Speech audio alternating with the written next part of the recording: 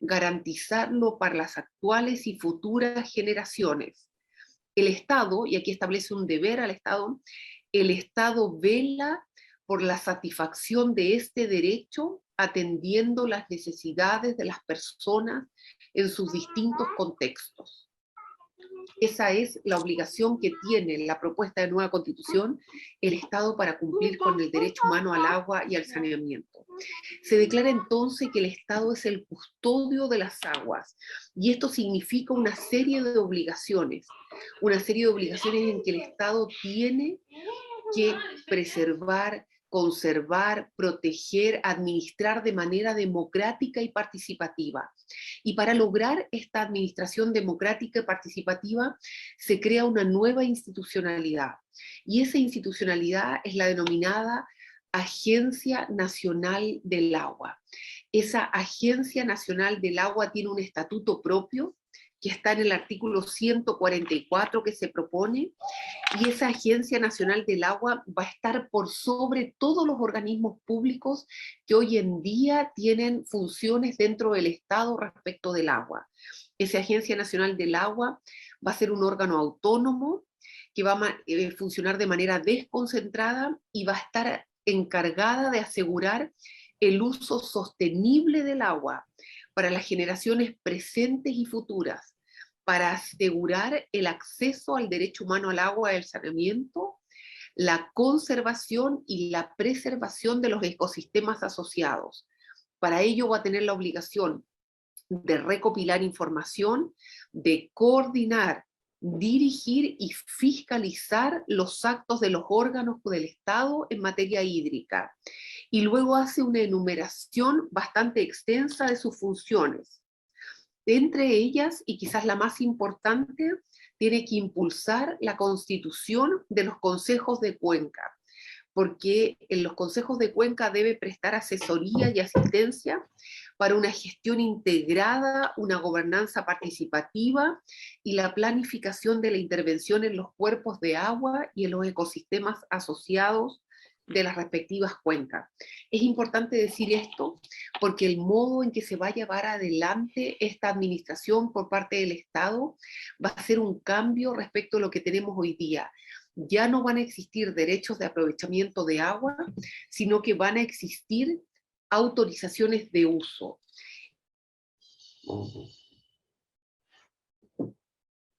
Audio, Amaya, audio.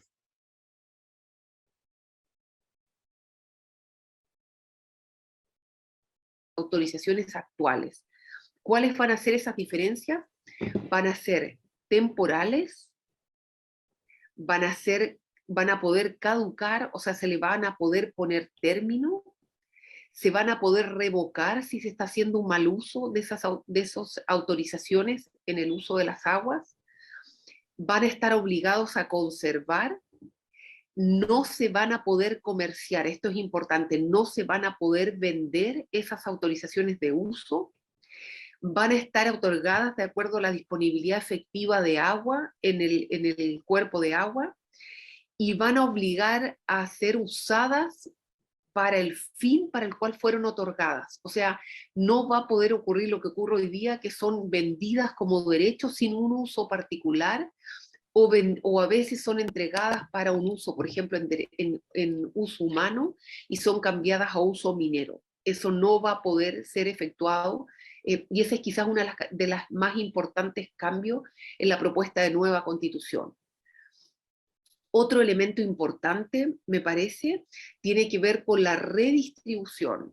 ¿Por qué digo esto? Porque sabemos que en Chile uno de los problemas asociados al mercado de las aguas ha sido que las cuencas están sobreotorgadas, o sea, que están otorgados más derechos de aprovechamiento de agua que el cauce, el caudal que existe realmente en las cuencas.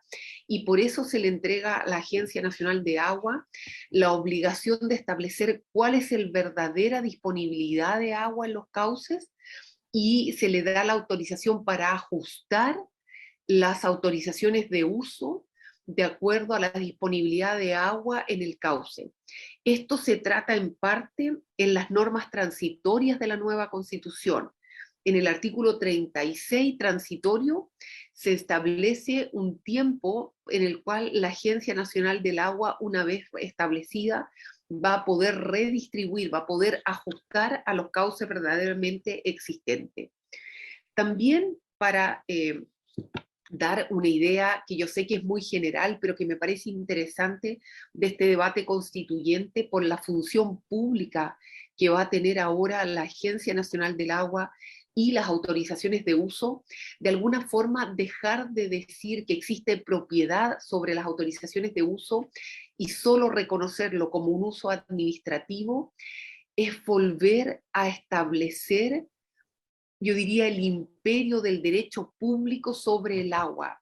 El considerar el agua un bien natural común es volver a señalar que es el derecho constitucional, el derecho público, el cual va a definir qué uso se le pueden dar al agua, en qué jerarquía puede ser usada y con qué característica. Finalmente, también indicar que la nueva Constitución establece como una de las competencias del Estado regional la planificación territorial en materia de gestión integrada de cuencas. Eso lo establece el artículo 196. Y después, dentro de las competencias de la región autónoma, establece el artículo 219 en su letra G, que una de las competencias de la región autónoma es el uso racional del agua. Es importante esta idea de un uso racional del agua. Y finalmente, en materia de ruralidad, se reconoce el derecho que tienen las comunidades rurales a tener acceso al agua y al agua con las características del derecho humano al agua y también como bien esencial para los ecosistemas.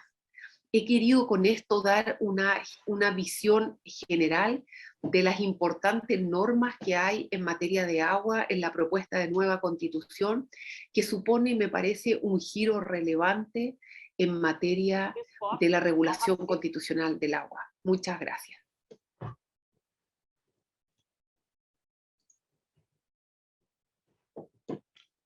Bueno, tuvimos el video de Amaya, también excelente exposición, y habló de manera muy clara la importancia que se tenga el agua como un bien público, ¿no? Que no sea un bien pasible de privatización, y cómo el proceso político de Chile ha podido permitir que se llegue a ese debate en el proceso de constitución, de constituyente. Ahora me gustaría pasar la palabra a Alexander Panes Pinto, que es profesor asistente de la Universidad de Bio, Chile. Tiene un PhD en Geografía en la Universidad Federal Fluminense, acá en Brasil. Es un investigador sobre la privatización del agua y sobre las disputas territoriales vinculadas al agrobusiness en Chile. Recientemente ha publicado el libro perdón, El río recuperando su cauce, despojos y resistencias en los conflictos por agua, tierra, territorio bajo el neoliberalismo en Chile. Yo voy a pegar el enlace en el chat por si quieren bajar el libro. Me parece que es un PDF gratis, y paso la palabra al profesor Alexander. Alexander, por favor, entre 10 y 15 minutos y yo te aviso. Bueno, muchas gracias, Pedro. Muchas gracias también a Esteban Castro, ¿no? por la invitación. Y también ahí agradecer este espacio que yo creo que es importante para poder dialogar. Yo valoro mucho estos diálogos en dos sentidos, ¿no? Primero está este diálogo entre el norte y el sur, global, lo que está ocurriendo en distintas latitudes, y segundo, un diálogo entre la academia y las organizaciones, en este caso las organizaciones sindicales, ¿no? Entonces valoro mucho también el poder estar acá con el ISP también y el trabajo que realizan. Miren, bueno, les cuento que nos pusimos de acuerdo nosotros en la sesión de Chile, y ver distintos énfasis. Entonces, Nayarit y Amaya con sus presentaciones facilitan mucho como el contexto más general. Y yo me quería centrar dentro de la distribución en un campo de la discusión sobre lo público que a veces queda un poco fuera, e incluso cuando conversamos con colegas del norte global, no se comprende tanto cómo es esto de lo comunitario dentro de la gestión de bienes comunes naturales, como en este caso el agua. Así que voy a muy brevemente concentrarme un poco en este aspecto de los sistemas comunitarios de agua. Entonces, miren, no sé si se ve la presentación. Ok. Miren, muy rápidamente, una cosa que es importante es que cuando se suele hablar de la situación en Chile, se habla de que está todo el agua privatizada, ¿no? Y se da esa idea. De hecho, bueno, efectivamente, en las áreas urbanas, el 98% del abastecimiento de agua potable y saneamiento en Chile está en manos privadas, ¿no? Y principalmente de empresas transnacionales, ¿no? Tenemos este caso, a propósito de las contradicciones de la financiarización, Ontario Teachers Pensions Plan, ¿no es cierto?, que tiene propiedad de algunas empresas sanitarias en la ciudad. Pero en el caso de los territorios rurales tenemos aproximadamente 2.000 sistemas comunitarios de agua potable, APR que les decimos nosotros, que abastecen casi a 1.900.000 habitantes, ¿ya? Esto viene de una ley que, bueno, en otro contexto, era otro Chile en los años 60, en contexto de reforma agraria, ¿no es cierto?, y de todo un programa también de participación comunitaria que se impulsa, donde se crea, se formaliza algo que ya venía ocurriendo hace bastante tiempo, que tiene que ver con, en algunos sectores rurales, el abastecimiento, y quienes se preocupaban de levantar y cada día poder proveer agua a sus vecinos y vecinas, eran organizaciones comunitarias, ¿no?, que se crearon y se reconocen bajo el papel de la solidaridad y el apoyo mutuo, sin fines de lucro, ¿ya? En ese sentido, el Estado tiene una labor más de inversión, apoyo técnico y supervisión. Sin embargo, actualmente tenemos la problemática de que casi la mitad de la población rural en Chile no cuenta con un acceso formal al agua potable. ¿Por qué? Hay varias cosas en eso, ¿no? Y una tiene que ver con lo que mencionaba Maya a propósito de la sobreexplotación que ha ocurrido de las fuentes de agua superficiales subterráneas, a propósito de este mercado de agua y este proceso de despojo que ha generado la neoliberalización del agua, donde criterios mercantiles, principalmente pensando en la minería, el agronegocio, las plantaciones forestales y otros tipos de actividades económicas han sobreexplotado muchas de las cuencas del país, ¿no? Y eso se agrava en la situación de crisis climática, en que también la disponibilidad de agua se vuelve más compleja, ¿no?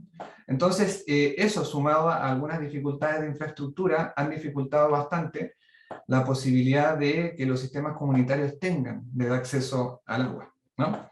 Entonces, lo que pueden ver en esa imagen es lo que está ocurriendo en una zona, por ejemplo, en la provincia de Petorca, donde se encontró un pozo ilegal de una empresa de agronegocio que estaba sacando agua subterránea de ese río, ¿ya? Y ellos nos comentaban cuando estábamos en terreno de que efectivamente ellos tienen pozos de poca profundidad en los cuales ya no logran sacar agua, ¿no? Porque los empresarios agrícolas están haciendo pozos de 250 metros para sacar agua subterránea. Entonces, esa disputa, ¿no?, vuelve la posibilidad de lo comunitario desde una forma mucho más compleja, ¿no?, en el fondo de cómo construimos una organización comunitaria del agua, con estas consecuencias, estos impactos que hay en el ciclo hidrosocial de la crisis climática y la profundización de las actividades extractivas.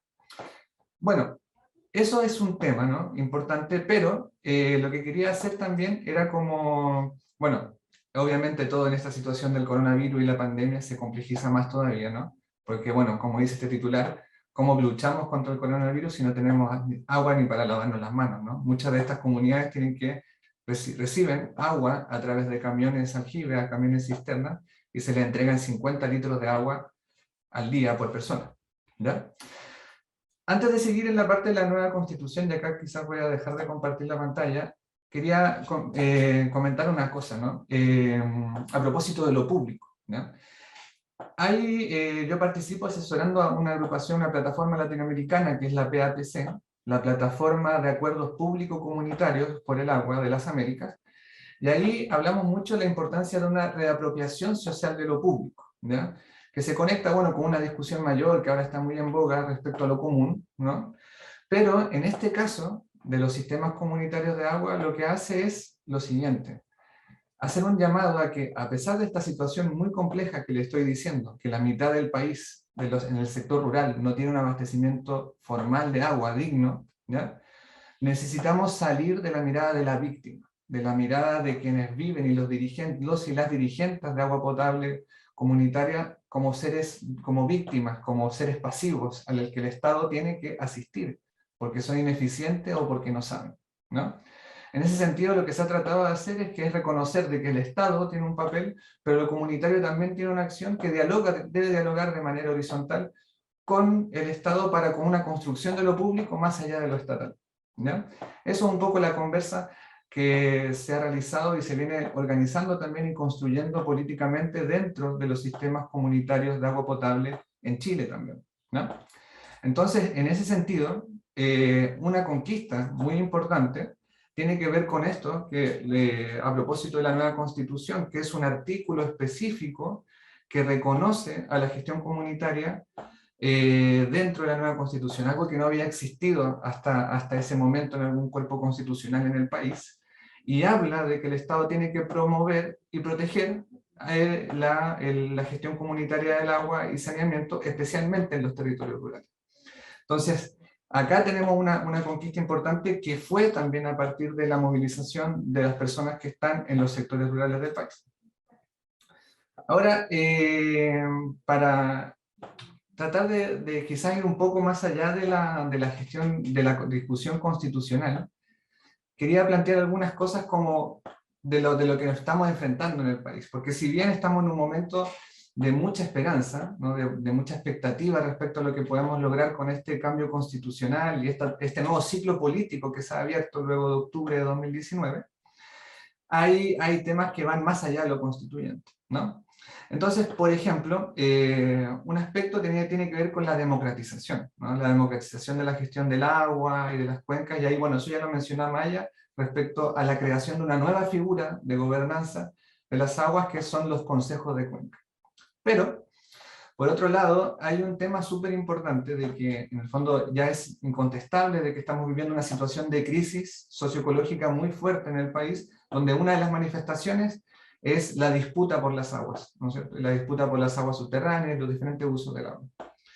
Y en ese sentido, no solamente hay una disputa frente al acceso al agua, sino que hay una disputa por las soluciones, ¿ya? ¿Cómo salimos, cómo enfrentamos esta situación de crisis? En ese sentido, hay yo diría un momento de disputa por las soluciones en los que tenemos grandes proyectos de infraestructura, como esta idea, que esto es una imagen proyectada, ¿no? Esto no se ha construido todavía, pero por ejemplo, una de las soluciones para supuestamente enfrentar la falta de agua en el país es construir una carretera hídrica, ¿no? Yo siento que la metáfora es muy fuerte, ¿no? Como construir una carretera para llevar agua desde el sur del país, de acá de la región del Biobío, hasta zonas del norte, hasta la región de Atacama, para poder llevar agua para regar, principalmente para uso agrícola. Ya hay otro proyecto que habla también de uso minero, e incluso el tema de resolver el abastecimiento de agua potable en sectores rurales, ¿no? Entonces se plantea esto como una gran solución.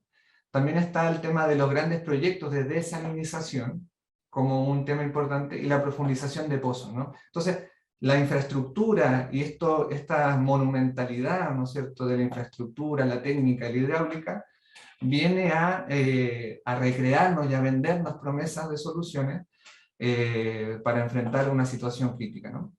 Entonces, frente a eso, y pensando lo comunitario, desde lo que yo le he planteado, me parece que conversando también con organizaciones dirigentes y dirigentes de agua potable comunitaria, hay una cosa que ellos creen que me parece que ellos relevan que es muy importante, que tiene que ver con la posibilidad de fortalecer y pensar lo comunitario en su conjunto dentro de la gestión de las aguas, ¿no?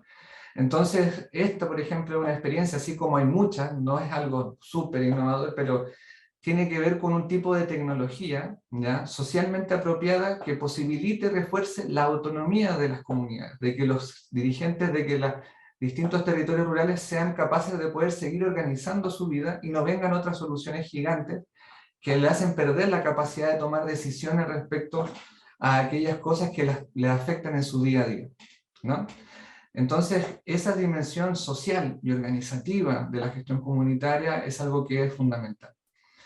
Y otro aspecto también, que a propósito de una nueva construcción política también que se ha hecho en Chile, que algo mencionó Amaya, pero me parece que es bien importante, y yo creo que quizás Robinson lo va a profundizar a propósito del pueblo mapuche, tiene que ver con pensar lo público, y en este caso la gestión comunitaria, en vínculo con el Estado, más allá de lo humano, ¿no? Entender que en este caso no estamos hablando solamente de abrir la llave y que salga agua para el consumo humano, ¿no?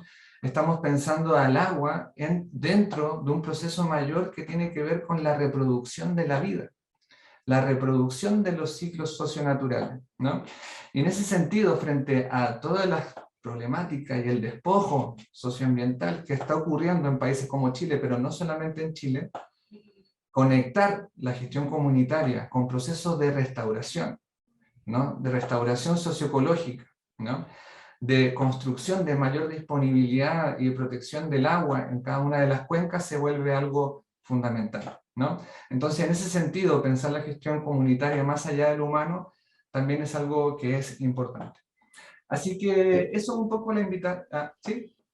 Sí, son 3 minutos, por favor. Dale, no, súper. No, en realidad yo voy concluyendo y creo que esas son las ideas centrales y con esto cierro. Yo creo que sobre todo pensando, ¿no? en otros procesos que han ocurrido, pensando en América Latina, respecto a los cambios constitucionales, ¿no? Y los gobiernos progresistas, nos podemos llenar de leyes muy lindas, ¿ya? Y podemos tener gobiernos con buenas intenciones, pero si no logramos reconocer la fuerza organizativa que está ocurriendo en distintos territorios del país y que día a día están sosteniendo la vida, tenemos el riesgo de que las constituciones se conviertan en letra muerta y que los gobiernos sean capturados por otras fuerzas políticas también, si no nos mantenemos organizados. Y si no pensamos un diálogo con el Estado, pero también en tensión y más allá del Estado, me parece que no logramos construir horizontes políticos transformadores, sobre todo para el escenario complejo que tenemos por delante, bueno, con todo lo que estamos viviendo, no solamente en términos climáticos, sino que también de disputas geopolíticas y etc. Así que eso sería por mi parte. Gracias. Muchas gracias, profesor Alexander. Y sin demorar, quisiera... Robinson, ¿pudiste enviar la presentación para mí? Ah, ahora veo que me pediste... Sí, estoy viendo, correo. puedo proyectarla, parece. Compartir, ahí estoy. Ah, perfecto. Bueno, Maravilloso. Robinson es sociólogo por la Universidad Robinson Torres Salinas, sociólogo por la Universidad de Concepción en Chile, y tiene doctorado en Environmental Social Science en la Universidad del Estado de Arizona, en Estados Unidos. Actualmente es profesor asistente en el Departamento de Sociología y Departamento de Planificación Territorial de la Universidad de Concepción. Es también investigador adjunto del clúster Agua y Sociedad del Centro de Recursos Hídricos para la Agricultura y la Minería, donde trabaja en diversos proyectos de investigación, acción hidrosocial. Es miembro activo de la red WaterLat Gobasit, dedicada a la investigación, docencia y acción en la política del agua, con foco principal, pero no único, en América Latina. Sus líneas de investigación son ecología política, ciencias sociales del agua, movimientos socioambientales y la relación entre pueblos originarios y sostenibilidad. Muchas gracias por estar con nosotros, profesor Robinson. Tenés 10 a 15 minutos y yo te aviso cuando falten 3. Por favor, tenme la palabra. Gracias, Pedro. Gracias a los asistentes. Gracias a la organización también, particularmente a José Esteban, ¿cierto?, que nos invitó hace un buen tiempo ya a este panel, que yo agradezco también gracias a los colegas, ¿cierto?, a Nayaret, a Maya, ¿cierto?, y a Alexander por la presentación. Yo quizás no me queda nada más que decir, o muy poco, digamos, porque los colegas ya lo han dicho básicamente, los lineamientos gruesos. Entonces yo voy a hablar básicamente de lo que he estado investigando también, una cosa más territorial, más de acá del sur, ¿cierto? Por el pueblo mapuche particularmente, y las transformaciones que hay acá. Me quiero agarrar de algo que dijo Alexander al final, que hay mucha desconfianza, particularmente acá en el sur, con el proceso constituyente. Y esa desconfianza yo diría que es más exacerbada todavía en el pueblo mapuche. Y bueno, creo que el título de este panel, ¿cierto? Se hablaba de un gobierno progresista que llegaba justamente a implementar las transformaciones exigidas por la ciudadanía, ¿cierto? Después del estallido social, que en realidad el estallido social fue una acumulación de, yo diría, más de una década, ¿cierto? De diferentes procesos con la educación, con el territorio, con el medio ambiente, con las pensiones, como exponía Nayaret, ¿cierto? Para exigir ciertos derechos, porque la dictadura, ¿cierto? Bueno, ya expusieron eso, despojó los derechos. Pero sin embargo, acá en el sur, particularmente con el pueblo mapuche, no hay mucho cambio, no hay mucho progresismo, porque hay una suerte de consenso político de izquierda y de derecha, ¿cierto?, con el pueblo mapuche. Y eso tiene que ver justamente con un proceso colonial que data de hace 140 años y que los mapuches por eso tienen mucha desconfianza con el proceso. Acá en el sur, particularmente en la zona que yo investigo, hay un extractivismo. Bueno, Alexander también expuso básicamente lo que significa la economía, la base económica de Chile, y no solamente de Chile, de América Latina completa prácticamente, ¿cierto? Que es extractivista, la minería, ¿cierto? Todo lo que son los commodities, ¿cierto? Los recursos naturales, las paltas, el cobre, los pinos, los eucaliptos, acá las plantas de celulosa, ¿cierto? Que tienen justamente en disputa, y particularmente con el pueblo mapuche, ¿cierto? La apropiación y control de territorio. Este es un argumento, ¿cierto?, de un gran sociólogo, Enrique Leff, sociólogo mexicano, que habla del proceso de apropiación de la naturaleza. Y justamente el estallido lo que nos plantea es justamente esta suerte de dialéctica y contradicción, ¿cierto?, de una reapropiación social y particularmente ancestral, de la que quiero hablar, ¿cierto?, de la naturaleza y de los territorios en varios sentidos. Porque lo que terminó, por ejemplo, el estallido social, ¿cierto?, fue una política institucional, pero se basó en la acción directa. Y acá en el sur particularmente, y algo exponía Alexander, ¿cierto?, hay una desconfianza enorme con el Estado. Entonces lo que principalmente está operando es la acción directa, es decir, la acción concreta, ¿cierto?, dentro de los territorios de particularmente recuperar territorios. Quiero referirme a esto en este sentido porque en alguna medida esto terminó acá en la Convención Constituyente, que está justamente hoy día está cerrando, estamos en un momento bien particular.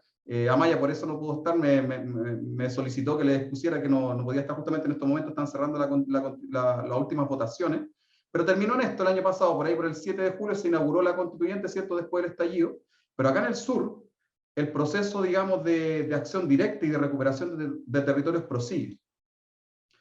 Yo diría, y creo que varios colegas, de hecho no soy el único, venimos investigando esto, ¿cierto? El movimiento mapuche es quizá el movimiento más radical de recuperación de territorio, en términos, digamos, de espacios que fueron despojados, como les dije, hace 140 años por el Estado, y que desde hace aproximadamente 30 años, particularmente el año 97, comienzan justamente un proceso ya más radical de, literalmente, ¿cierto?, entrar en confrontación con el extractivismo forestal.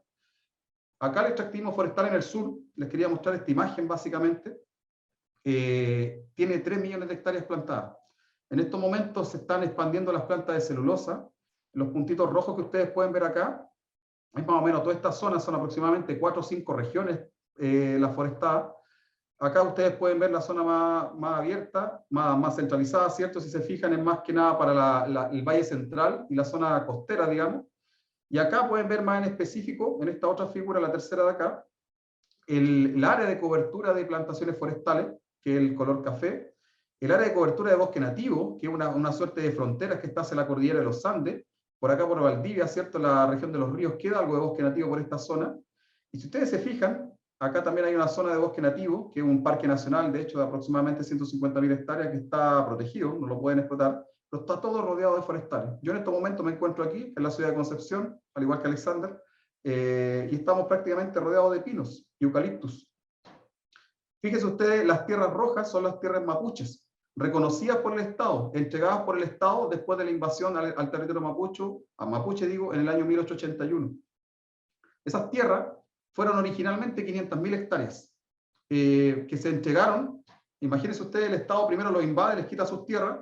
Chile hasta 1881 tenía esta frontera, llegaba hasta esta zona, hasta el río Biobío, y por el norte, de hecho, hasta Copiapó. Luego de la guerra, ¿cierto?, del Pacífico, se expandió hacia el sur y hacia el norte, expropiando territorios bolivianos, peruanos y también mapuche. Y en esta zona los mapuches controlaban aproximadamente 10 millones de hectáreas, hasta 1881. Eran independientes, por decirlo así, esto venía de la colonia. El Estado los invadió, ¿cierto?, les quitó, los despojó de esas 10 millones de hectáreas y les entregó, en el proceso de aproximadamente 50 años, 500.000 hectáreas, 550.000. De estas 550.000 que se terminaron de entregar por ahí por el año 1930, 60 años después, el año 90, le quedaban 300.000. En el lapso de 60 años fueron siendo despojados estas tierras. Por eso, a la vuelta de la democracia, ¿cierto?, después de la dictadura de Pinochet, se creó la ley indígena, el año 94, cuya base operacional, ¿cierto?, es la Corporación Nacional de Desarrollo Indígena, que se inaugura el año 97. Y lo menciono porque el año 97 justamente se queman estos 3 primeros camiones forestales.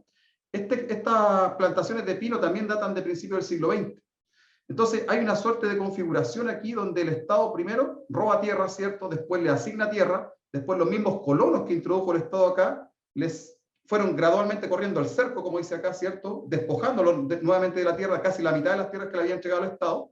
Y el año 94 la ley indígena se dicta justamente para retornar estas tierras que habían sido despojadas, esas 250.000 hectáreas aproximadas.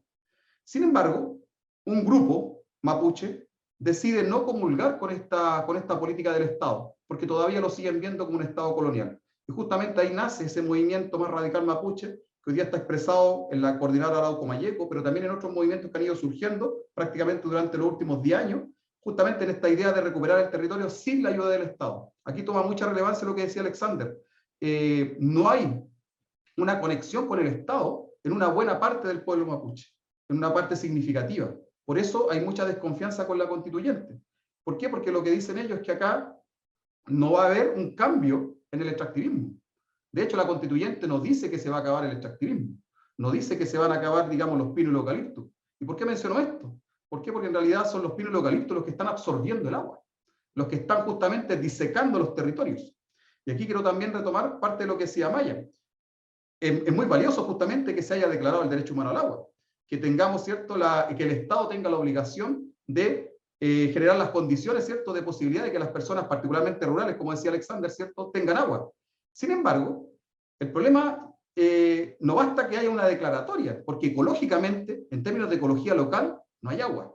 Y ahí se está generando un problema, ¿cierto?, entre cómo ejecutar este derecho. En términos territoriales, ¿cierto?, prácticamente se están disecando los territorios. A esto es lo que yo le estoy llamando extractivismo hídrico, lo que le estamos llamando con colegas, ¿cierto?, en un reciente trabajo publicado, particularmente en esta zona, ¿cierto?, la zona de Lumaco. De hecho, esta zona, Lumaco, fue la primera comuna en el año 97 donde se quemaron los 3 primeros camiones forestales, acción directa que hasta el día de hoy se sigue ejecutando. Y por eso tenemos los territorios militarizados. Y justamente el gobierno de Piñera, el gobierno anterior, ¿cierto?, fue el que remilitarizó este territorio después de la militarización que hubo más o menos en 1881. Y el gobierno de Boric, bueno, progresista, pero aún mantuvo la militarización.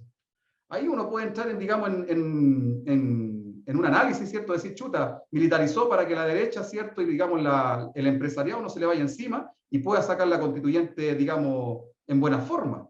Pero aún así, le repito lo que le partí diciendo, no ha cambiado la política del Estado. Independiente del gobierno, que sea más progresista o incluso más de extrema derecha, la militarización está ahí.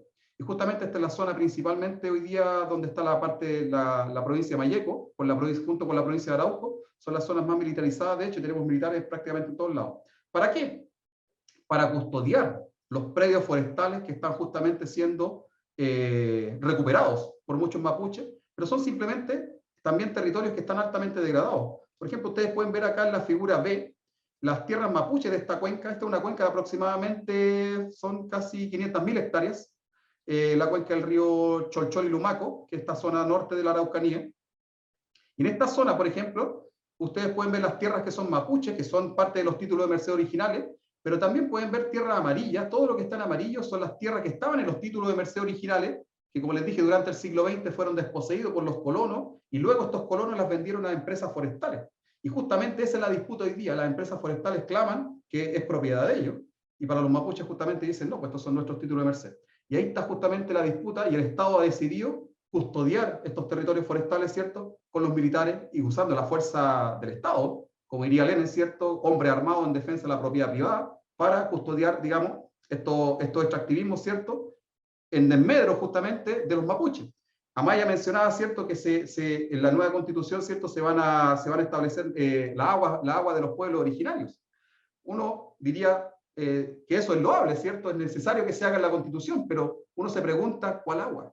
Porque en realidad ecológicamente estas zonas están disecadas. Justamente aquí en la figura C ustedes pueden ver, ¿cierto?, se ha declarado zona de emergencia hídrica constantemente. La zona roja, ¿cierto?, es donde el Estado, cuando se declara zona de emergencia hídrica, el Estado tiene que usar los caminos de aljibe, ¿cierto?, y proveer, usar todos los recursos, se destinan recursos extras, ¿cierto?, a los que existen normalmente, para poder llevar agua a las personas y por lo menos generar un estado de sobrevivencia. Porque un estado de derecho aquí prácticamente, en términos de derecho humano al agua, no existe.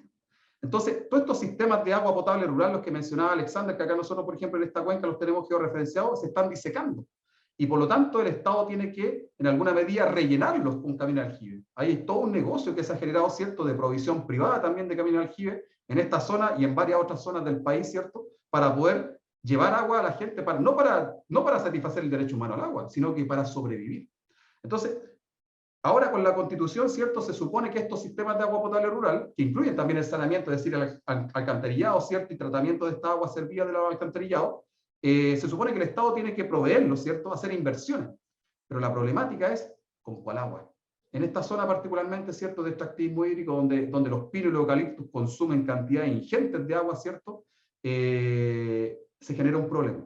Sin embargo, los cursos principales, por ejemplo, acá no tengo la figura acá no muestra, pero el río principal viene por acá y otro viene por acá también, ¿cierto?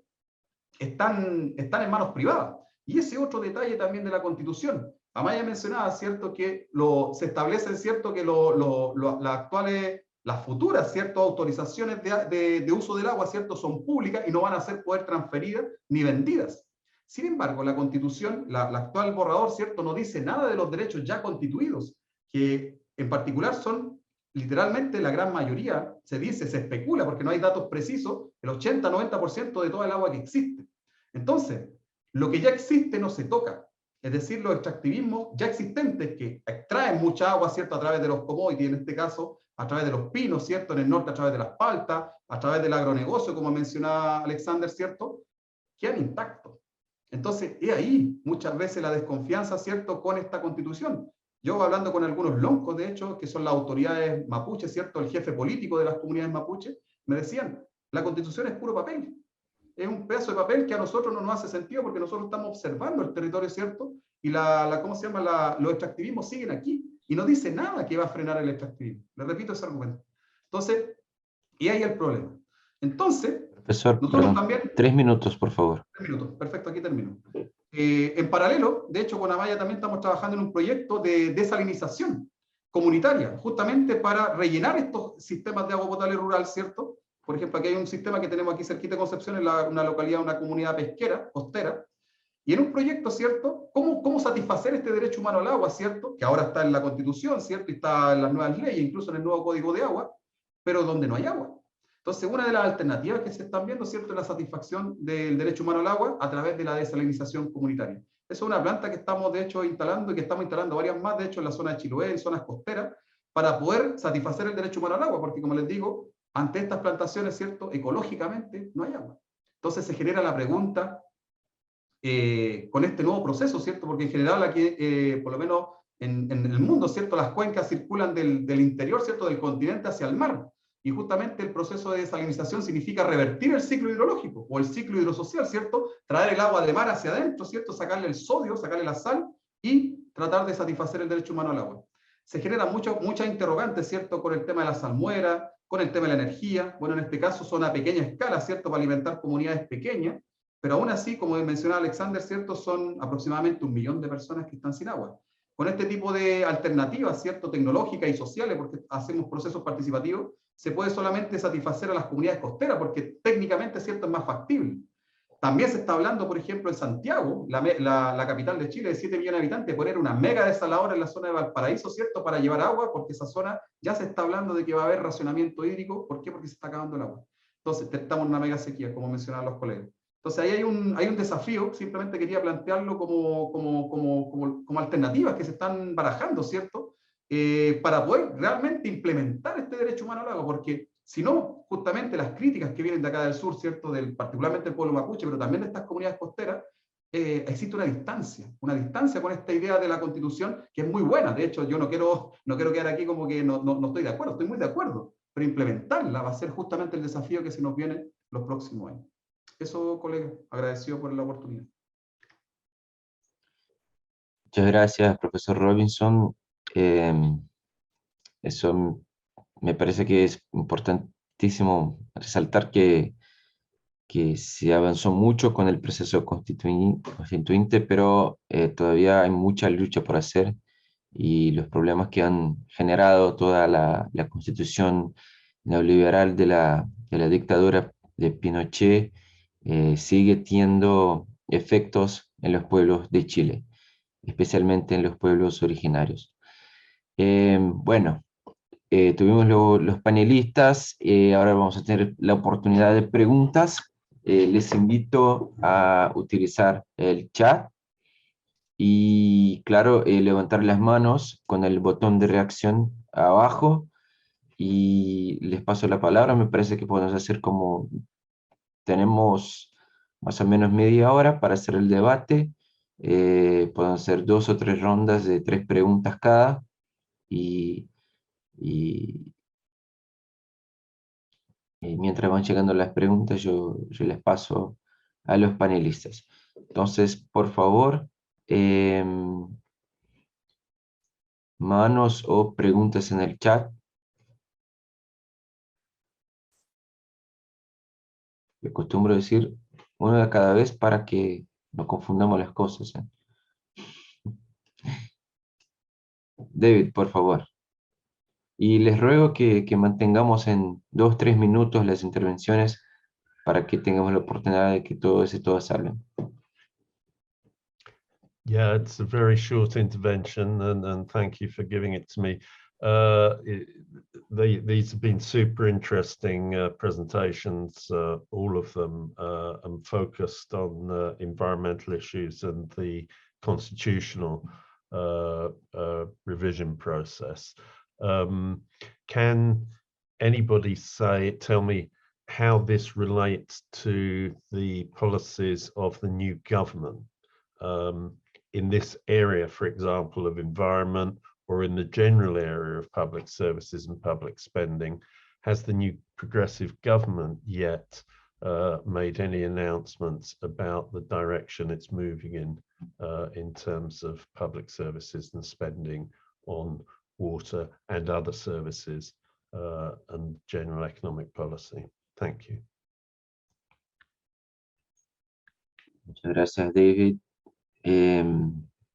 ¿Quién quiere contestar? Naira, profesor Robinson, Alexander, por favor, tome la palabra.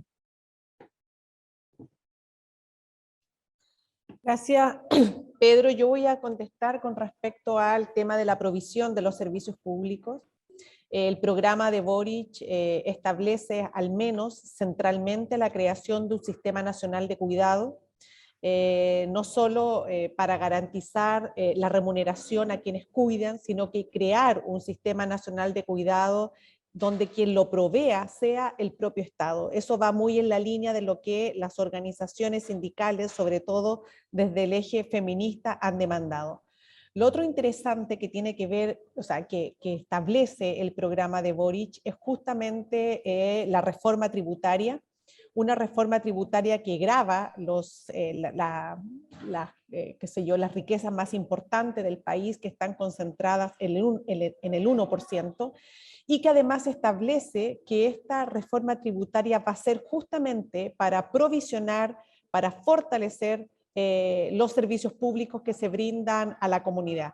Otra cosa que establece el programa de Boric es el Sistema Nacional de Salud, una integración, ¿no? Entre el sistema público y el sistema privado, como también establece una reforma al sistema de pensiones.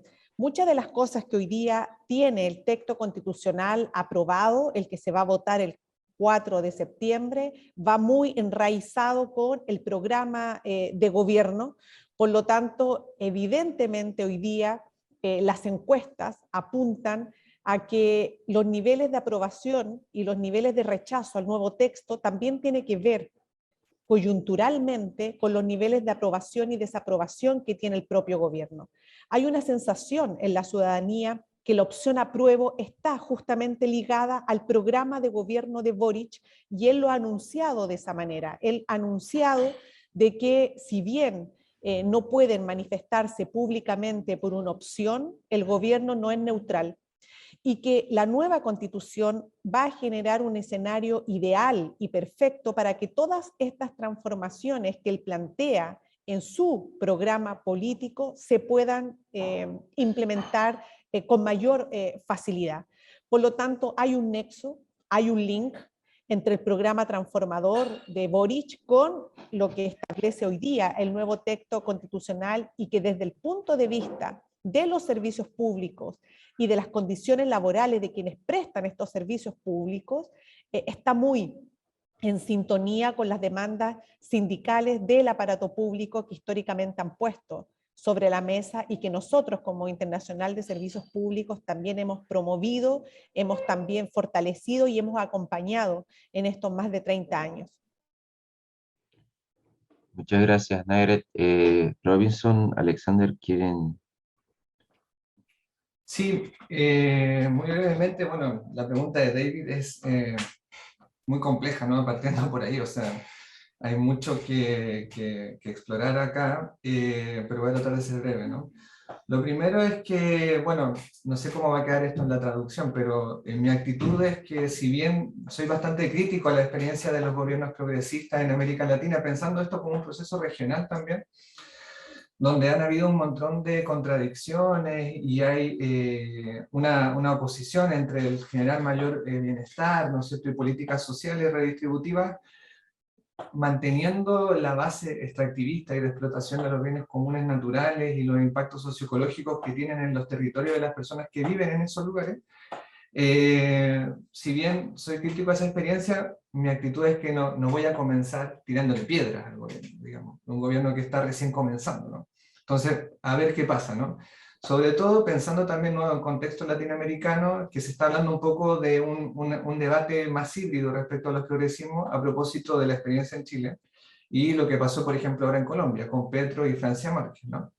Que ellos mismos hablan de salir de un progresismo fósil, ¿no? De la matriz que está ocurriendo haciendo una propia autocrítica a los progresismos, ¿no?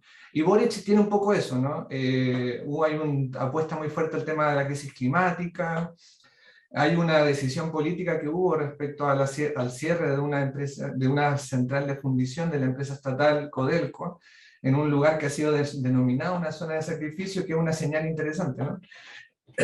Entonces se habla de ser un gobierno ecológico, ¿no? Entonces, bueno, eso hay que observarlo, ¿no? Ahora, lo que queda en veremos, ¿no? Y es el tema de, no está claro cómo salir, cómo se está proponiendo salir del extractivismo, un escenario post-extractivista de este gobierno. Y ahí es un poco lo que plantea Robinson, o sea, en ese sentido, a propósito de la experiencia mapuche, viendo, por ejemplo, el tema de la minería u otra actividad productiva, no se ve bien, bueno, cómo vamos a salir de esto, ¿no? Se habla de hacer una minería responsable, pero profundizando y ampliando, por ejemplo, la cartera de proyectos mineros que se estaban pensando y divulgando al exterior, ¿no? Entonces, eso no está tan claro, ¿no? Se habla de un gobierno ecológico, pero no se diseña bien cuál es este camino de salida de esta matriz extractivista.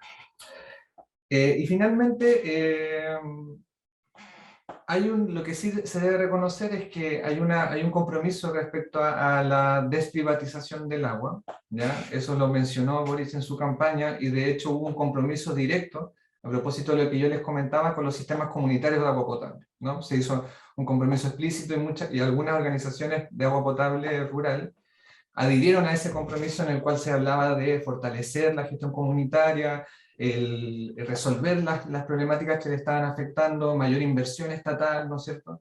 Entonces, en ese sentido, sí hubo una experiencia. Pero creo que, con esto cierro, que el gran desafío que tenemos en América Latina, a propósito de que esto es una sesión regional, es cómo logramos reinventar un poco los escenarios emancipatorios y los proyectos políticos desde las izquierdas y los movimientos sociales, ¿no? Yo creo que si seguimos el camino que se ha venido diseñando en las últimas 2 décadas quizás, estamos destinados, por lo menos para mi punto de vista, a errar, ¿no? Entonces creo que necesitamos recrear caminos, necesitamos salir de esta matriz extractivista, necesitamos de que los movimientos sociales no se institucionalicen y cuando se conviertan en gobierno queden presos por la maquinaria burocrática del Estado y logremos tener movilización social activa para defender todas las conquistas y los derechos que tenemos por delante. Eso. Muchas gracias, Alexander. Robinson, ¿quieres hacer una intervención o podemos pasar a las próximas preguntas? No, brevemente decir que, claro, más o menos el mismo argumento de Alexander, hay una declaratoria, ¿cierto? Un gobierno ecológico, ¿cierto? Ejecutó una acción, pero con una empresa del Estado, pero no así con las empresas privadas. Los extractivismos están más vivos que nunca, es más, han ido incrementándose durante la pandemia y siguen, y hay una cartera de proyectos impresionante extractivista. Sin embargo, también hay que reconocer que el gobierno está tratando de implementar nuevos proyectos. Por ejemplo, en el caso específico de la desalación, hay un programa también que se quiere implementar de desalación comunitaria. Y aquí, por ejemplo, en la región donde yo vivo, están promoviendo, ¿cierto?, pequeñas desaladoras, ¿cierto?, como un bien público, ¿cierto?, para poder satisfacer ese derecho humano. Es una cosa, pero se ve como una suerte de una pequeña isla, ¿cierto?, en un mar extractivista, una pequeña isla de esperanza. Entonces, literalmente es como una declaratoria, está bien, pero justamente el problema de fondo, el fondo es que los extractivismos no se tocan. El mercado de agua, los derechos ya constituidos, no se tocan. Y justamente uno ve las promociones que hacen las empresas extractivistas, ¿cierto? Y hablan de sostenibilidad. Es decir, simulan justamente espacios de sostenibilidad, pero en realidad en la práctica, ¿cierto? Las ecologías locales, es cosa de observar, ¿cierto? Están siendo degradadas. Entonces, se corre el peligro, como parecido a lo que dice Alexander, ¿cierto? De quedar en una mera declaratoria, ¿cierto? En una intención de sostenibilidad, ¿cierto? Una intención de combatir la crisis climática, ¿cierto? Pero en la práctica, ¿cierto? Los extractivismos, las zonas de sacrificio siguen más vivas que nunca. Entonces yo creo que ahí hay un desafío. Tampoco quiero tirarle palos al gobierno, porque en realidad también voté por él, tengo que reconocerlo, pero también soy bastante crítico en el sentido de, por lo menos los argumentos que se escriben acá, que es un argumento histórico. O sea, el caso del pueblo mapuche es una cosa que no se resuelve con declaratoria, se necesitan acciones. Y eso justamente, las acciones que ha hecho este gobierno, por lo menos en estos 2 o 3 meses, son justamente las mismas anteriores. Militarizar, defender justamente los extractivismos y perseguir justamente judicialmente a los mapuches. Entonces, en ese sentido, se ven simulacros declaratorias, en el caso mapuche, pero no acciones concretas. Muchas gracias, Robinson. Bueno, tenemos 3 preguntas en el chat y yo voy a hacerlas para los panelistas y por favor, siéntanse libres para tomar la palabra. Julia Borges, felicitaciones por el debate. Me gustaría que hablaran un poco más sobre la gestión comunitaria del agua a partir de la gestión social y organizativa. ¿Cómo piensan el público más allá del Estado? Y si podrían también darles ejemplos. Muchas gracias. La primera pregunta. La segunda es la acción comunitaria en desarrollo de capacidades para la desalinización puede ser altamente efectiva. Ya cuentan con casos de éxito. Muchas gracias. Susana Grifé hizo la pregunta. Y por último, Corinne Arod dice muchas gracias por el debate. Y en el programa de gobierno del gobierno electo de Chile, no electo, no, ya está trabajando, perdón. ¿Hay algún plan para la nacionalización del sector privado en educación, incluyendo las universidades y salud? Podemos hacer esas 3 preguntas y si tenemos tiempo hacemos una otra ronda. ¿Quién quiere hablar? Nair, Robinson, Alexander. Sobre los temas del agua, Robinson y Alexander, que son los expertos, yo puedo contestar la pregunta sobre el tema de educación. Perfecto. Bueno, empezamos entonces con la primera pregunta de Julia, que habla sobre la gestión comunitaria del agua y pensar el público más allá del Estado. Empezamos con Robinson y después te la paso la palabra, Alexander. Bueno, en ese caso hay un tema complejo ahí, porque justamente apareció hace 2 años una nueva ley de servicios sanitarios rurales que se llama. Antiguamente existían los sistemas de agua potable rural, que vienen de la reforma agraria, 1965-67, que se establecieron para proveer agua potable justamente a estas nuevas comunidades de asentamientos rurales que se fueron creando con la reforma agraria. Luego, ¿cierto? Estos sistemas seguían siendo un sistema público. ¿Por qué? Porque a las empresas privadas no le es rentable justamente llevar agua a tan pocos clientes. Piensen en la cantidad de casas, ¿cierto? La cantidad de cuentos. Entonces se generó un sistema comunitario, ¿cierto? Pero gatillado por el Estado. Es decir, el Estado produce comunidades, ¿cierto?, que administran su propia agua bajo una ley. Entonces, en ese sentido, no es una suerte así de autoorganización comunitaria, sino que es una organización gatillada por el Estado, financiada, porque los sistemas de APR, ¿cierto?, los financia el Estado. No hay manera, de hecho, de que una comunidad construya un sistema de APR. Por ejemplo, para alimentar 400, 500 casas, cuesta aproximadamente en dólares, debe costar unos 4 o 5 millones de dólares la construcción de un sistema completo, con el pozo profundo, ¿cierto?, la maquinaria, ¿cierto?, y después la distribución hacia las casas. Entonces, el Estado provee, ¿cierto? Después el Estado provee la parte técnica, ¿cierto?, pero también la parte organizativa. Se genera una organización social, ¿cierto?, con un comité de agua potable rural, donde la misma comunidad autogestiona su propia agua. Se la cobra, por ejemplo, se cobran las mismas cuentas y con esa plata, de hecho con ese dinero, se le paga al operador de la planta, porque la planta tiene un operador, de hecho un operador que da el agua, el que le echa el cloro, ¿cierto?, la potabiliza, etc. Entonces, estos sistemas de autoorganización, ¿cierto?, han tenido problemas. ¿Por qué? Porque el tema del pago. Por ejemplo, cuando no se paga el agua, se desfinancia el APR. Y justamente quería mencionar el tema de la nueva ley. No soy abogado, pero me sé la cuestión en la práctica. En la práctica, por ejemplo, cuando se desfinancia el APR, la comunidad no puede pagarle al operador. Y cuando no le paga al operador, el sistema empieza a decaer en su gestión. Entonces, ¿qué ha pasado? La nueva ley dice que si las personas no pagan el agua, y esto sucede mucho en las zonas rurales, porque siempre son familiares, ¿cierto?, son comunidades pequeñas, al no pagar el agua, ¿cierto?, la nueva ley permite que llegue un síndico de quiebras. Y aquí viene el tema de la privatización. El síndico de quiebras, ¿cierto?, tiene 6 meses para poder cobrar el agua a las personas que no la han pagado. Y si no logra hacer números azules, por decirlo así, y lograr estabilizar la gestión y el autofinanciamiento del APR, se da el paso para rematar esos APR para empresas privadas. Yo conozco 2 casos, uno aquí en la región del Biobío y otro en la región de la Araucanía, territorio mapuche, donde se remataron esos sistemas de agua potable rural a precio que no son los 4 o 5 millones de dólares originales que cuestan. Les diría que, por ejemplo, uno lo remataron en 50 millones de pesos chilenos, que deben ser aproximadamente unos 60.000, 70.000 dólares. Una APR que costó en plata de hoy, ¿cierto?, aproximadamente 1,5 millones, 2 millones de dólares. Entonces se abre el espacio para la privatización. Y justamente la nueva ley lo permite.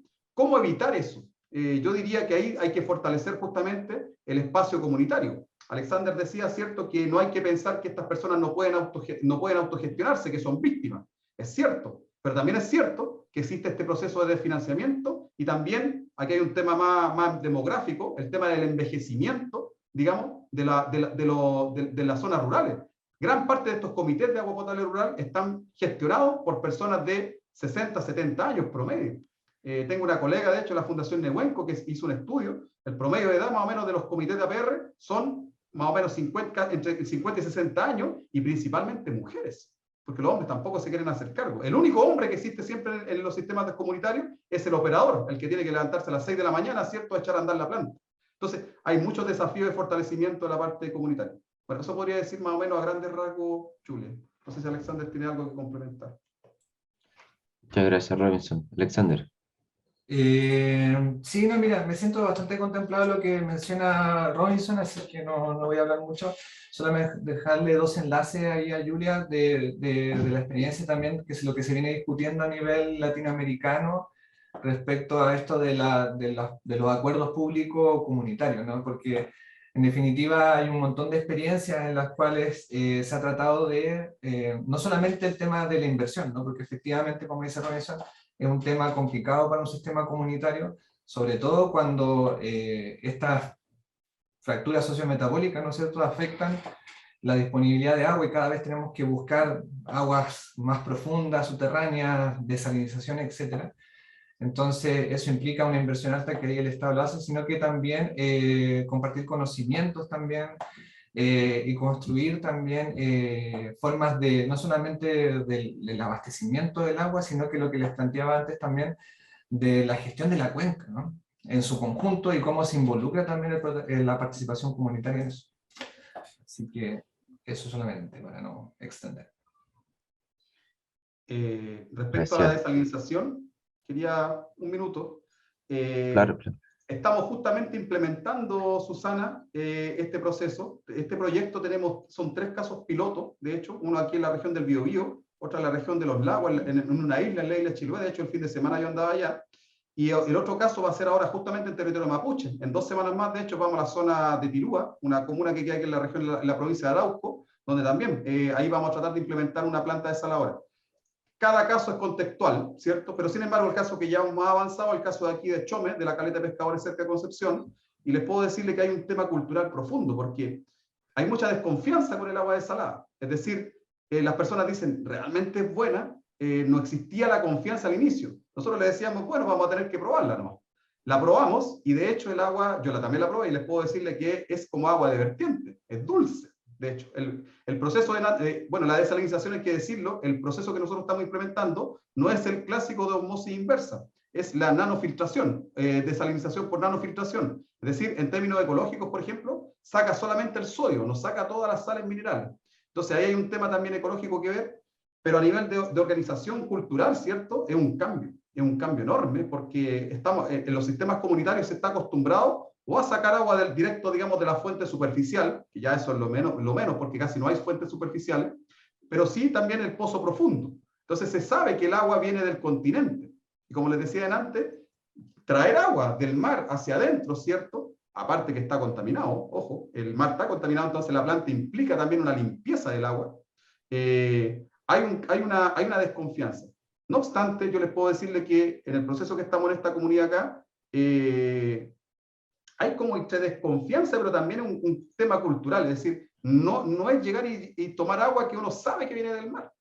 Y como son caletas de pescadores, ellos mismos saben lo contaminado que está el mar, entonces tienen la desconfianza, por ejemplo, de saber si la calidad del agua va a ser digamos, la que está dentro de la norma.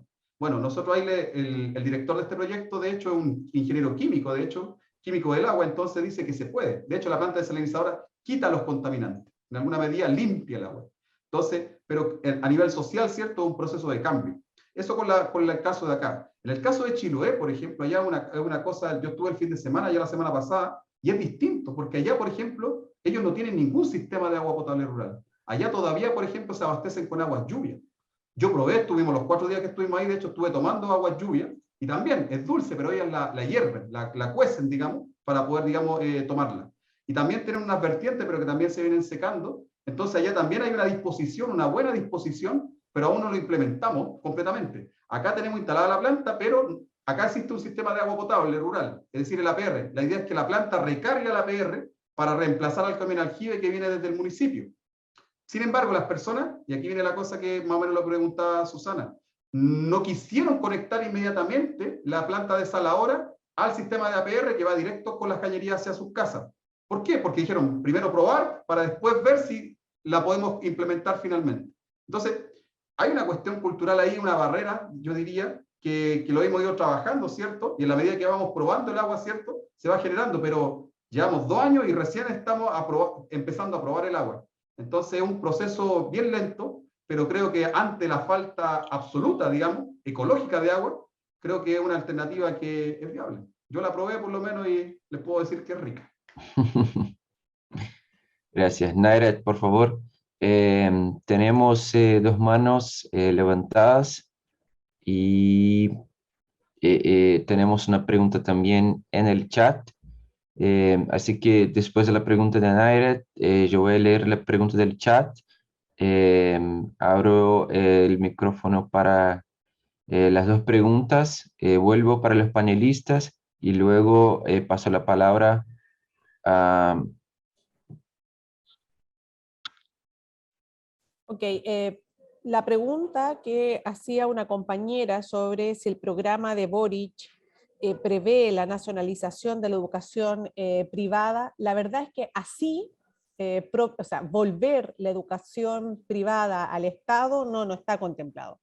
Lo que propone el programa es básicamente la reconstrucción de la educación superior, o sea, la de la educación en general, tanto básica como superior, una reconstrucción pública, habla de la gratuidad, habla de la calidad, vinculada, por supuesto, a la necesidad del país. Y en términos concretos, habla también de condonar las deudas que le generó este sistema mercantilizado y privatizado de la educación superior a los propios estudiantes. Entonces habla de condonar esta deuda.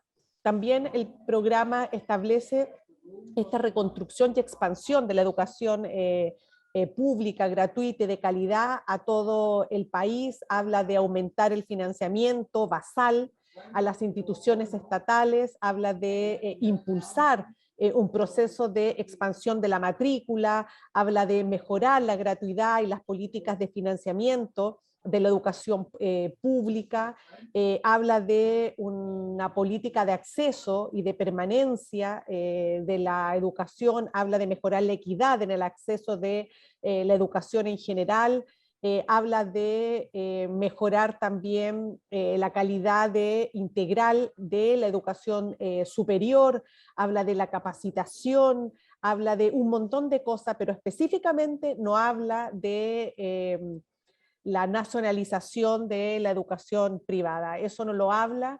El tema de la educación privada acá en Chile es un tremendo negocio y que empezó a minimizar sus efectos con las políticas públicas que empezó a impulsar Bachelet en el gobierno número 1 y en el gobierno número 2, y Boric en su programa recoge varios de estos elementos que ya empezó a trabajar la presidenta, pero no habla específicamente de aquello, habla de fortalecerla en todas las dimensiones que yo he expuesto, pero concretamente volver a reestatizar la educación, no habla, habla más bien de fortalecerla.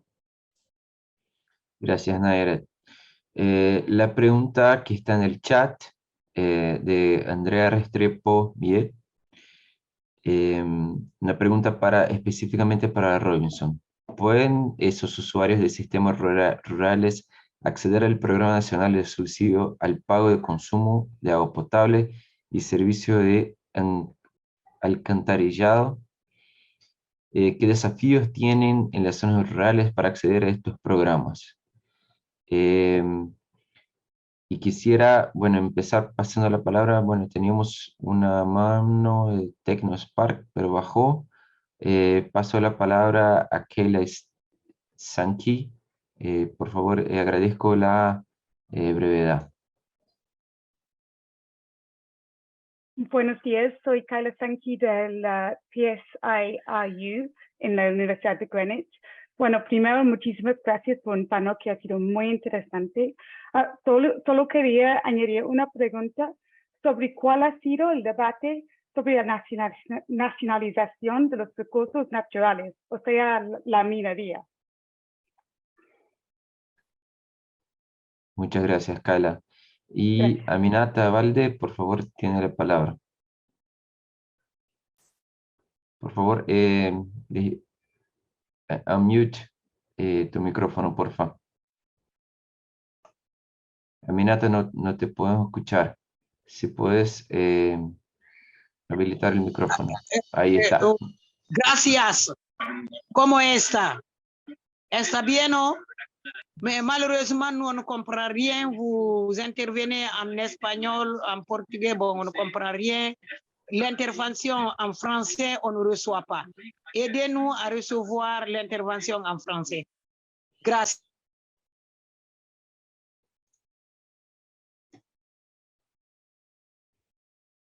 ¿Ya hiciste la pregunta, Aminata?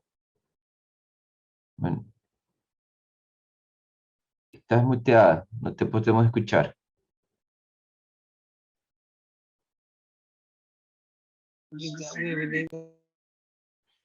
Bueno, voy a volver. ¿Todavía querés hacer la pregunta, Minata? Y yo no puedo comprender.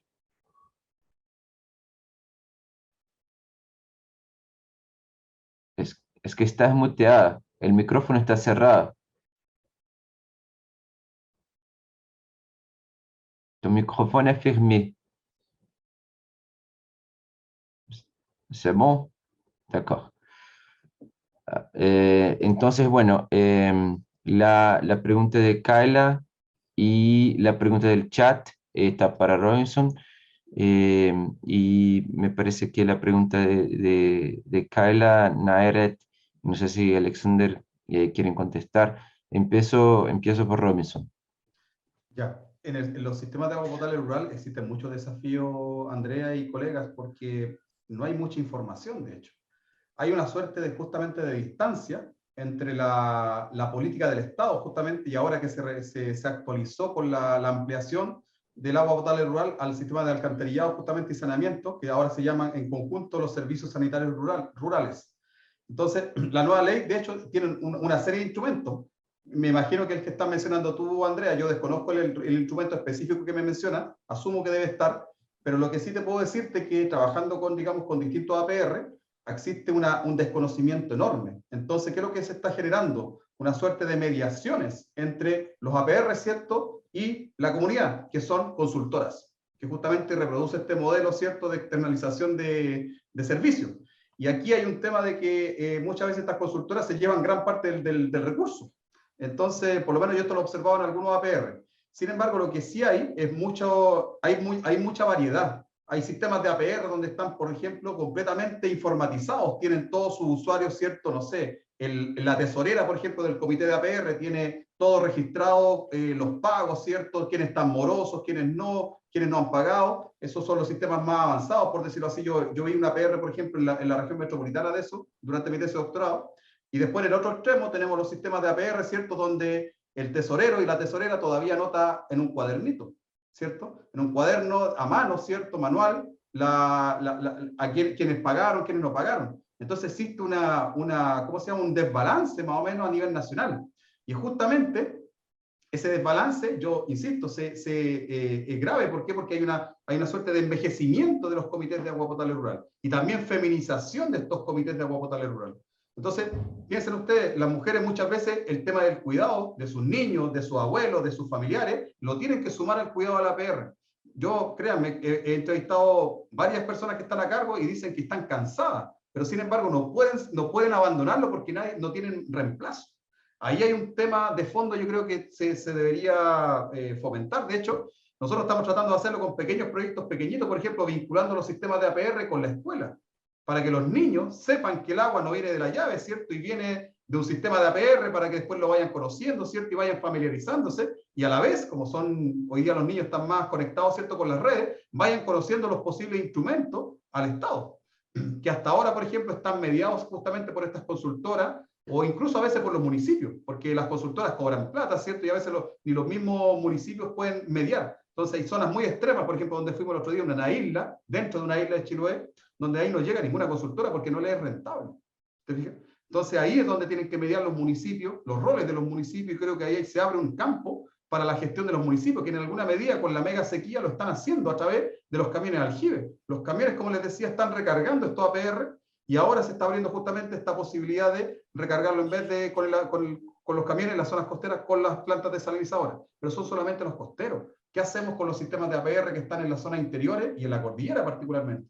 Ahí tenemos un problema y creo que el desafío es principalmente el tema de la edad, el tema de la feminización y el tema del acceso a la información de los instrumentos del Estado.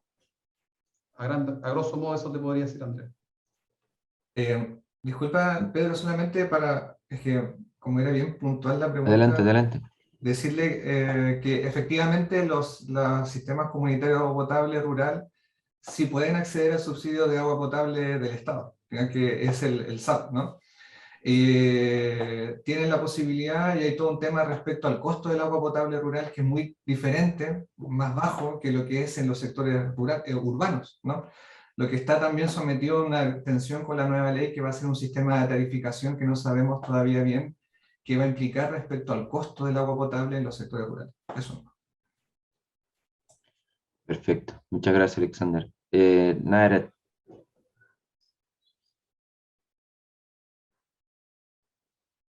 tenés el micrófono cerrado. Te has cerrado el micrófono, Naira.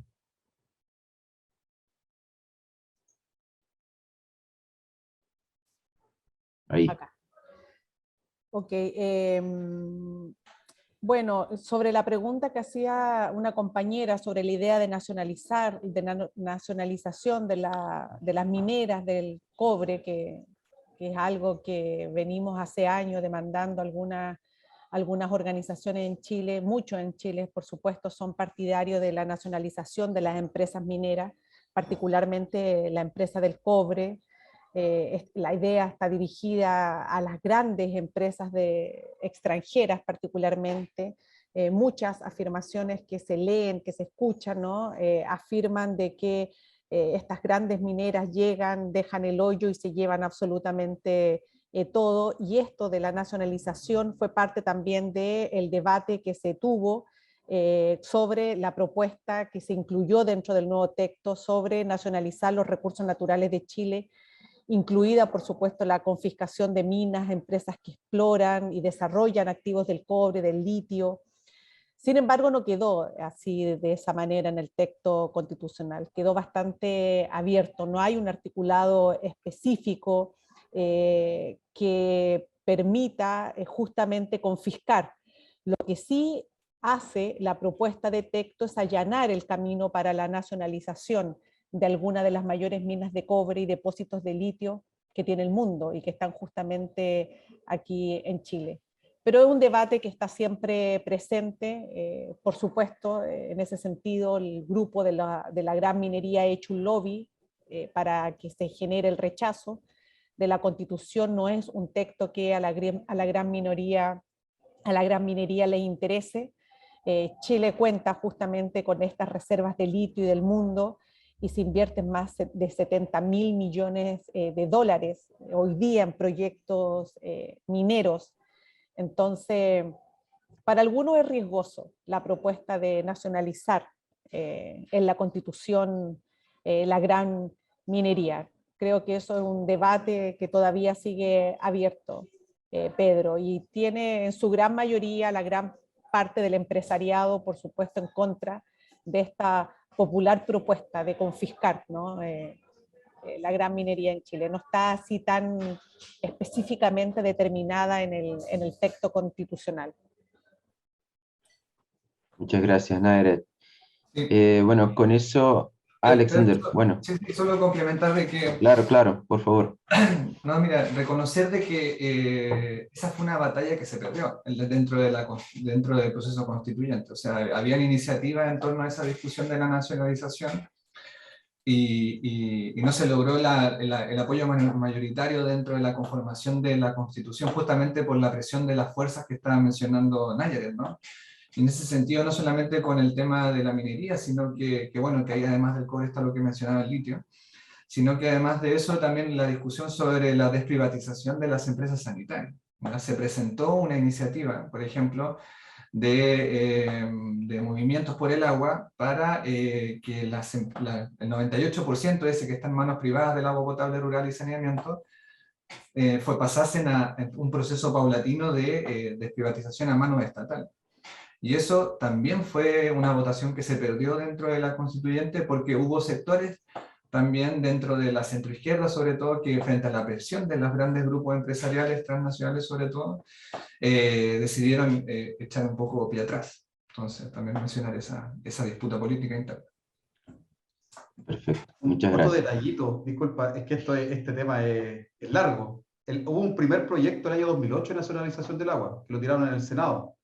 No pasó, pero también dentro de los movimientos sociales por el agua, que justamente surgían por esa época, a nivel escalar nacional, también en alguna medida la discusión se desechó, que volvió a reemerger en la constituyente. ¿Por qué? Porque nacionalizar significa pagar los derechos existentes.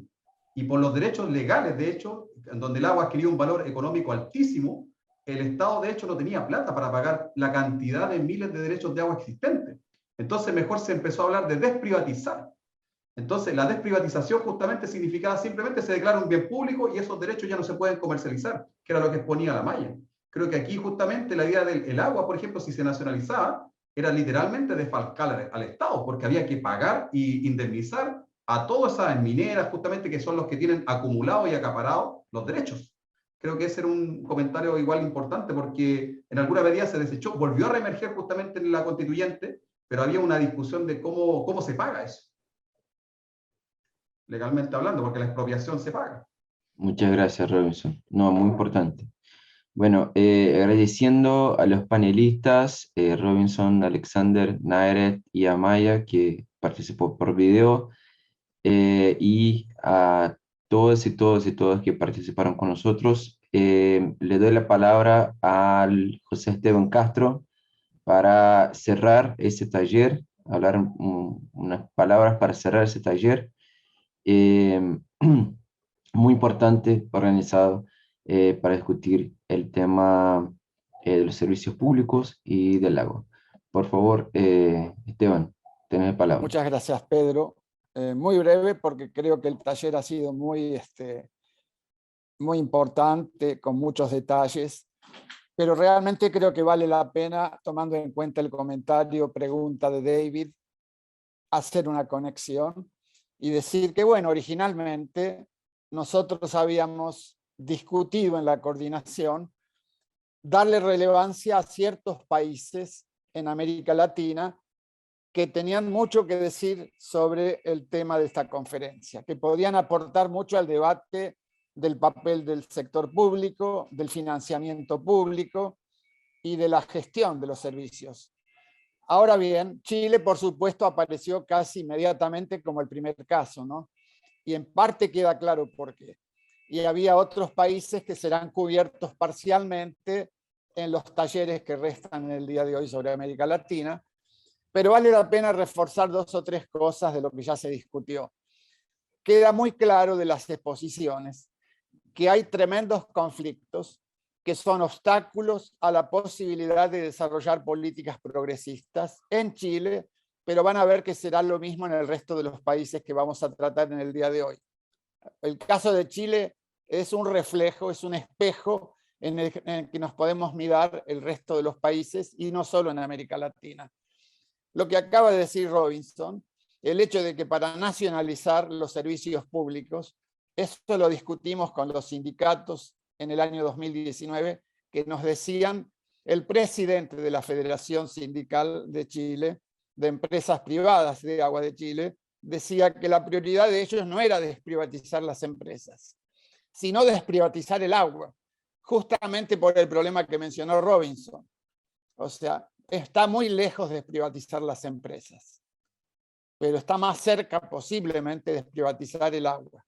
Vamos a ver, les deseamos todo lo mejor a los chilenos en esa lucha tan dura, en la cual ya han perdido varias partes, ¿no es cierto? No han logrado pasar. Es que realmente hay que entender, porque Chile, para América Latina y para el mundo, ha sido por 3 décadas o 4 décadas el modelo neoliberal que debía ser copiado, y que de hecho fue copiado, y que está siendo copiado, por ejemplo, en Brasil en este momento. Y fue copiado en México, fue copiado en Argentina y en muchos otros lugares. Y eso no se va a desenterrar tan fácil. Las raíces profundas de ese modelo en Chile no se van a quitar tan fácil. Y siguen influenciando la política en los países vecinos y en muchos otros países. Esto es un tema que debemos confrontar. Son parte de las condiciones sistémicas que confrontamos y de las fuerzas inerciales que confrontamos.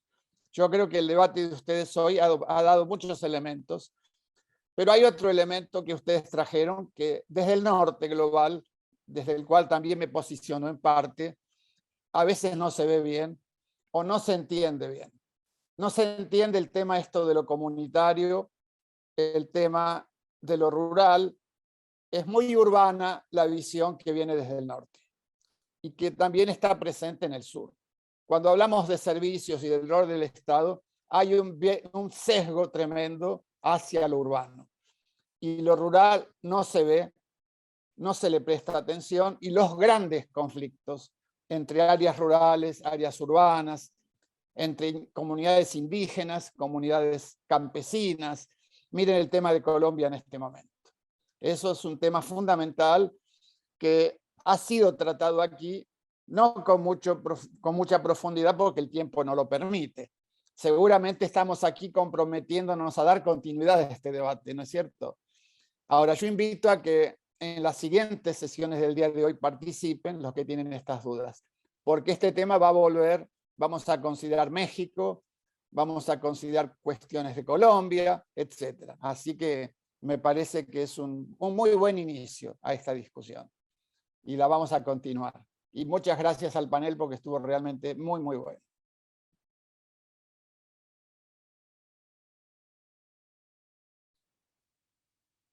David, por favor.